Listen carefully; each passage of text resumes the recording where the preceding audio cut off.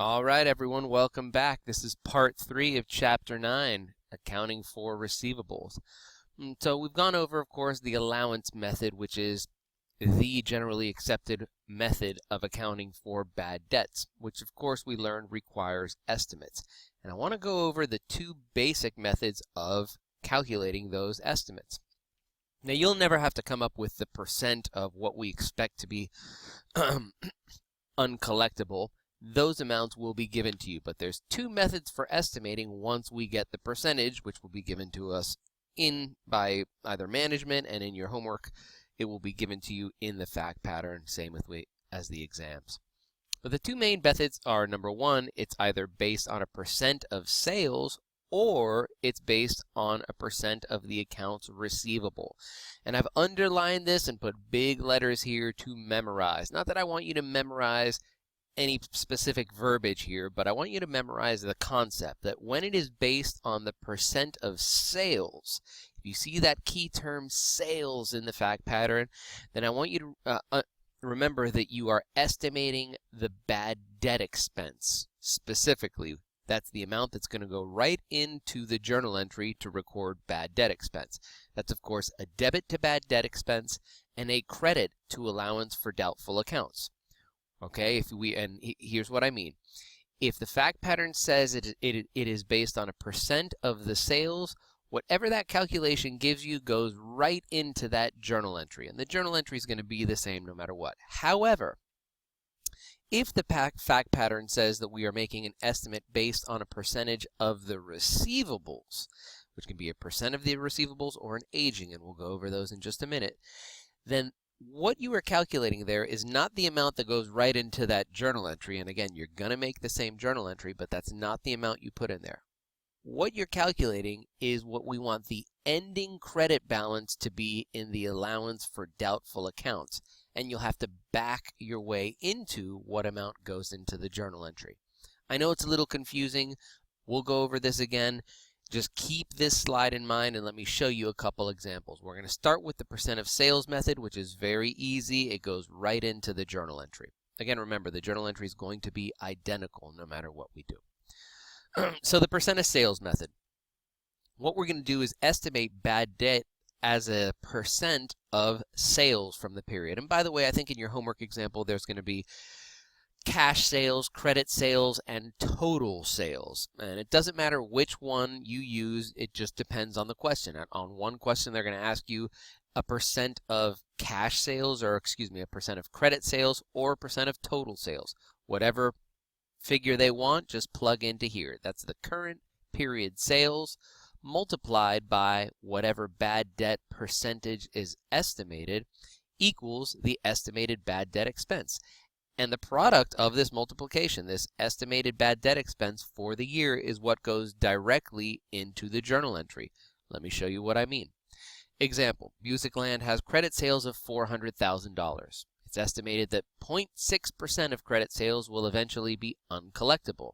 So how do we record this? Very simple. Take the sales figure that it's estimating, multiply it by the percentage, and plug that right into your journal entry. You'll see what I mean.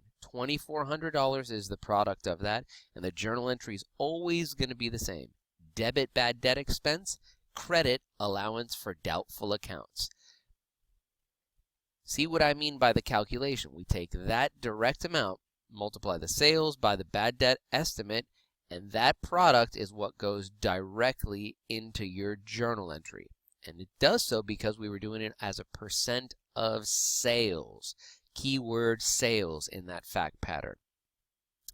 Now let's go over when we're estimating it based on receivables, because the amount that we calculate is not going to go directly into the journal entry. Instead, what we are calculating is the ending credit balance in the allowance for doubtful accounts, which I've abbreviated as ADA, allowance for doubtful accounts. That's what we're estimating, and we have to figure out what the journal entry is going to be, or the amount that we're going to plug in. So two computations when we're doing a percent of receivables. We take the year-end receivable amount, multiply that by the bad debt percentage, again, which will be provided to us. But then we take the product of that, right, the estimated allowance for doubtful accounts, what we want the ending balance to be in there, then subtract out whatever the previous balance in allowance for doubtful accounts was, and that is, once we subtract that out, will give us what the current bad debt expense is going to be, or the amount that we put right into that journal entry to record bad debt expense for the year. Let's try an example. Musicland has $50,000 in accounts receivables. Real important. See, it's not sales that we're talking about this time. We're talking about receivables. We're going to be basing it off of receivables. So look for those key terms. Are they asking you for something from sales or something from receivables? And in your homework, you're going to have a couple of each. They're going to give you data for sales, receivables, and each question is going to ask you something different. Some are going to be based on sales, some are going to be based on receivables. All right, so in this example, Musicland has $50,000 in accounts receivable at the end of the year and a $200 credit balance already in the allowance for doubtful accounts. That's the end of the year, November 31st. Past experience suggests that 5% of the receivables are going to be uncollectible. So first step is calculate what's going to be unreceivable, what we want, or excuse me, what the allowance for doubtful accounts is going to be. So we take the ending balance in accounts receivable, multiply it by the uncollectible percentage that's given to us, and that is the total allowance. Now remember, because it's based on receivables, this doesn't go directly into the journal entry because this is not the bad debt expense estimate. This is the allowance for doubtful accounts estimate that we are coming up with. So to figure out what goes in the journal entry, well, think about it this way. This is what I want my ending credit balance to be in the allowance for doubtful accounts. And there's already a $200 credit balance in the allowance for doubtful accounts. So if there's already a $200 credit balance and I want there to be a $2,500 credit balance, how do I get the account there? Subtract it out, right? Subtract out the credit balance that's already there, and this is the bad debt expense that I need to record. That goes right into the journal entry. And again, notice that the journal entry to record bad debt expense is the same no matter what. The accounts are the same. We're debiting bad debt expense, crediting allowance for doubtful accounts, but the amount that we're putting in here, if we were doing this based off of sales, it would be the first calculation amount would go right in there. We're not. We're doing it off receivables, which means we're trying to figure out, we're calculating out what the ending balance in my allowance for doubtful accounts will be. Now, when we post $2,300 to the allowance for doubtful accounts, credit of $2,300, which already has a $200 credit in it, we will get to the ending balance of $2,500 in the allowance for doubtful accounts. So that's the percent of accounts receivable method. A little bit more complicated, but yet still calculating the same thing. We're going to be calculating the ending balance in allowance for doubtful accounts is by using what's called an aging of accounts receivable. And this is really a far more precise method of estimating what you are not going to be able to collect. Let's take a look. The basics for aging are, of course, we classify each receivable by how long past due it is or how overdue it is. The further overdue it is, the longer we haven't collected is, the less likely we're ever going to see that money, right? And so we'll have a different multiple or a different percentage that we expect not to collect. Obviously, if it's only 30 days past due, we'll probably only have a small percentage. I think we'll use 2% in this example. But if something's 90 days past due or more than 90 days past due, it's a higher likelihood we're not going to see it, so we'd use a multiple like 30% or 40% of that money that we're never going to collect.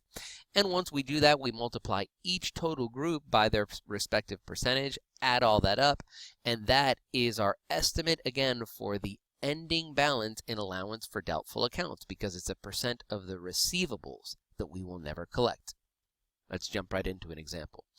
And I'm reproducing one of the exhibits from the chapter, and I do that and I want to spend a little bit of time just so that you get used to looking at this. It can seem confusing. Let's spend just a minute understanding what data is being presented here. So what we've done is listed each customer's receivable, right? So Charlie Abbott owes us $450. Don't look to the right. Let's stick with just the customers and the totals for now. Jamie Allen, and by the way, this is alphabetical either by last name or when it's a corporation by the first letter of the company. So Charlie Abbott owes us $450. Jamie Allen owes us $710. Chavez Andres owes us $500, and this company, Balicia Companies, owes us $740. And then you will notice it jumps from the letter B all the way down to the letter Z. And there's this graphic of this ripped paperwork, which really is just there to show you that they're not showing you all of the customers. We're looking only at 5 total customers, the 4 up here and the last one here. Obviously, it would look like a really ugly slide and exhibit if we had hundreds of customers, right? So it's just showing you 5 of them, and I want you to pretend these imaginary ones are there. That's why this ripped paper is there, to show that not all of them are reproduced here.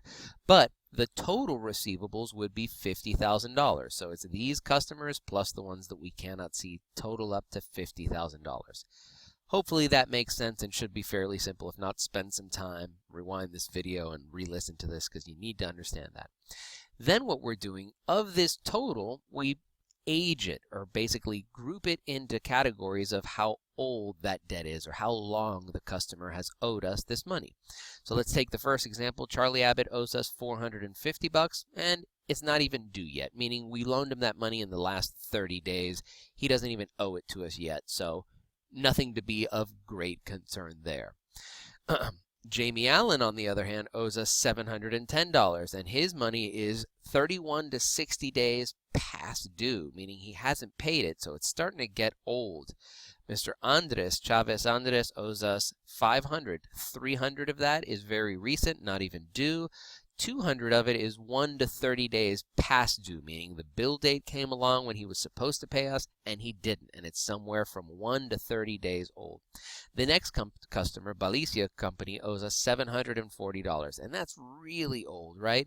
100 of it is 61 to 90 days past due, and the rest of it, the 640 of it, is over 90 days past due.